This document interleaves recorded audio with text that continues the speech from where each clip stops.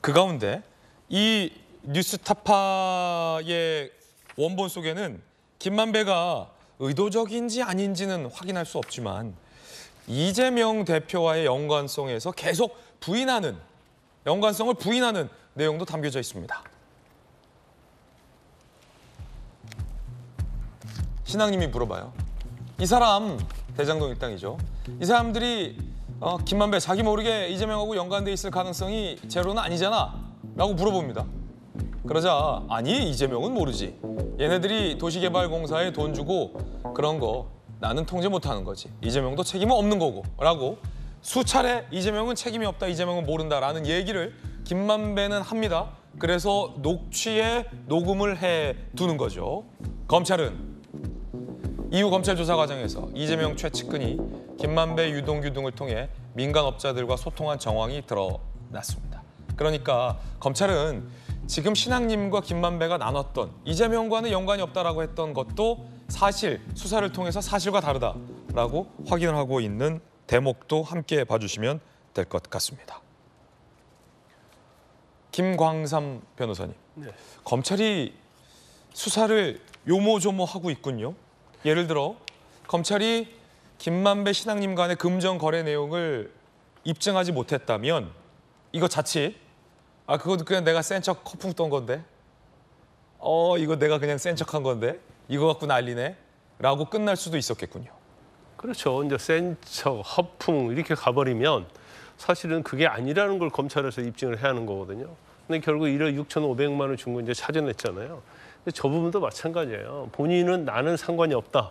아마 뭐 유동규랄지 뭐 남욱이랄지 이런 애들이 도시개발공사하고 관련해서 뭐 돈을 줬는지 어쩌는지 모르겠다. 그리고 이재명과는 상관이 없단 말을 굉장히 강조하잖아요.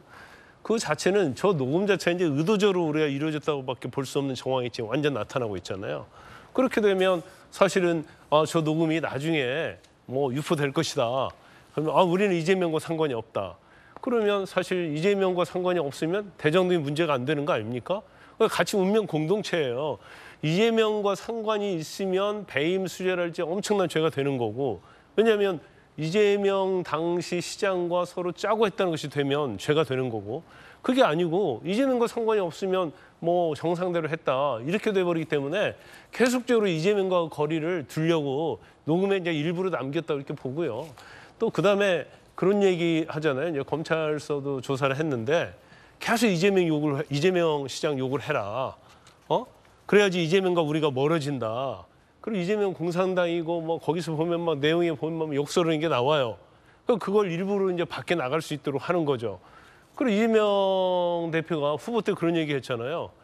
봐라. 쟤들이 나를 공산당이라고 하는데 내가 쟤들하고 왜 야합을 하느냐. 그 얘기를 수없이 했는데 왜 공산당이라고 얘기했는지 그것이 또 검찰 조사에서 나왔단 말이에요.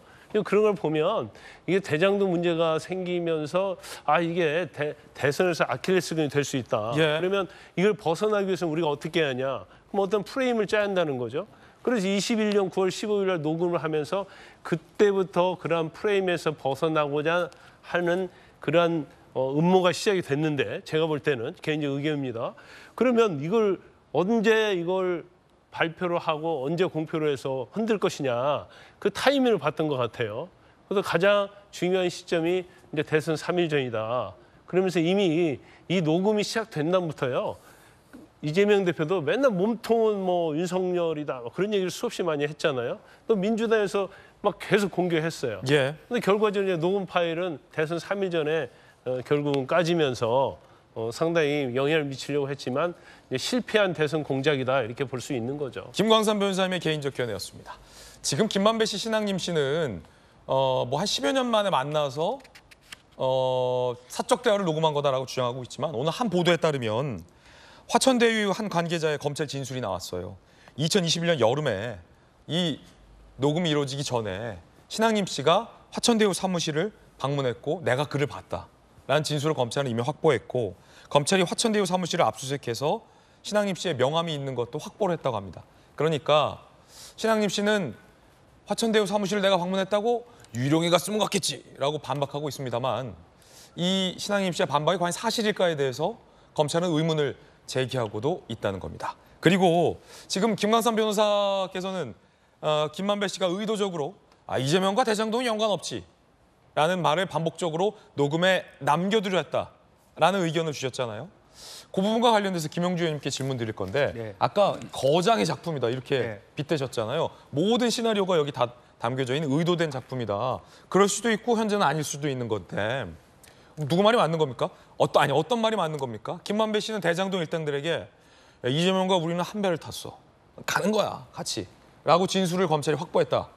그럼 대장동 일당들에게는 이재명과 우리는 한 배를 탔다라고 얘기하고 신앙님 씨와의 사적 대화에서는 녹취에서는 이재명과 우리는 관계없다라고 얘기하고 한 사람이 한 말인데 어느 말이 맞는 거예요? 둘 다 맞는 거죠. 둘 다.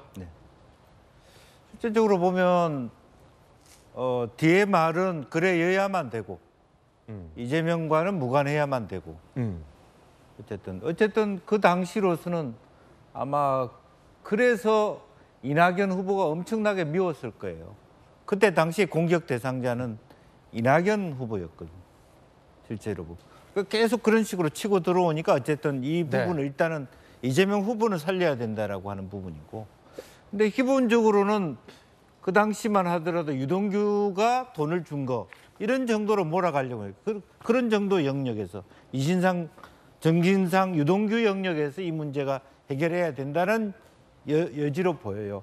지금 신앙인 그 분이 이제 하천대유를 찾아갔다라고 하는 것은 그리고 또 하나는 돈을 그냥 현찰로 주는 게 아니라 계좌로 쏴줬다라고 하는 것은 어떻게 보면은 제 개인적인 생각이지만 돈에 좀 궁했던 신앙님 위원장이 이렇게 김남배가 그런 간절함을 알고 제안을 했을 수도 있겠다. 그런 생각이 들었어요. 이건 개인 추측입니다. 개인 추측입니다. 그러니까 그를 찾아갔고 이런 대선 공간에서 네가 답답하니까 이런 시나리오가 있을 수 있지 않느냐. 김만배가 듣고 좋은 아이디어네. 한번 해보자. 이렇게 들어갔을 수도 있다. 왜냐하면 제가 만약에 신앙님 씨 같으면 지금 당장 돈 주지 마. 만약 짰다 하더라도 상당하게 그렇게 그야말로 계좌이체로 쏴줘요. 그거를.